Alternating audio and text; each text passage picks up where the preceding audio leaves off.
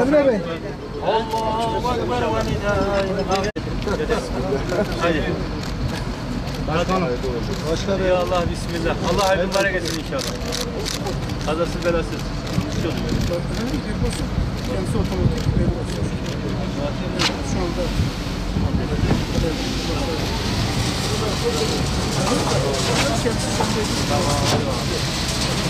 Baba, usta, neydi bu? Usta, senin mikrofon var mı?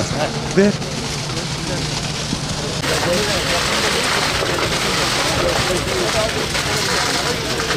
Öncelikle Tatvan Bitlis otogarımız hayırlı uğurlu olsun. Tabii yıllardır Bitlis'te ve Tatvan'da bir otogar hasretimiz, özlemimiz vardı. Hem vatandaşlarımız tarafından hem otobüs işletmeleri tarafından. Belediyelerimiz tabii çalışmaya devam ettiriyordu ama bir türlü nasip olmadı. Daha önce yaptık, uygun değildi.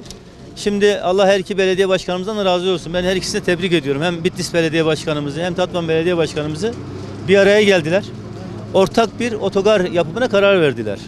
Şimdi ortak bir otogar hem yapımında çok büyük tasarrufa neden oldu. Yaklaşık şu anda 40 milyon liralık bir otogar temelini attık. 2 tane olsaydı 80 milyon olacaktı. Bir defa yaparken 40 milyon lira tasarrufa geçtik. Hem arsa maliyeti hem inşaat maliyeti anlamında ama aslında daha önemlisi olan işletme anlamında daha fizibil olacak. Yani hem Bitlis'in hem Tatvan'ın ikisinin ortak bir otogarı olmasıyla çok fizibil bir işletmeye sahip olacağız inşallah. Burada yaklaşık 3750 metrekare oturumlu bir temel attık şimdi. İnşallah toplamı 5000 metrekare alanda yaklaşık 40 dönüm arazi içinde olacak. 18 perondan oluşacak bir otogarımız olacak. Bu anlamda hem Bitlis'in hem Tatvan'ın fevkalade önümüzdeki belki 30 yıl 40 yıl işini görecek bir otogar oluyor burası.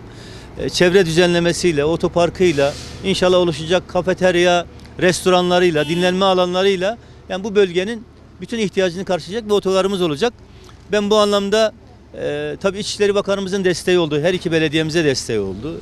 Özel idareden destek olunacak. İnşallah hem Maliye Bakanımızdan destek alacağız. Dolayısıyla ben emeği geçen herkese teşekkür ediyorum.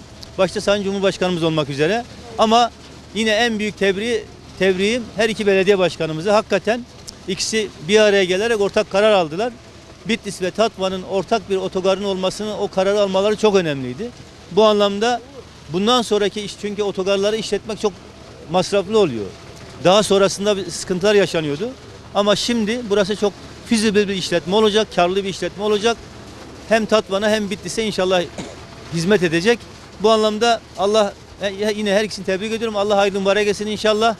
Bu bir ay boyunca herhalde inşaat devam eder. İnşallah bu sene üstünü kapatmaya zorlayacağız. Ama olmazsa bile önümüzdeki senenin inşallah ilk çeyreğinde otogarımızı bitirmiş olacağız. Hayırlı mübarek olsun inşallah.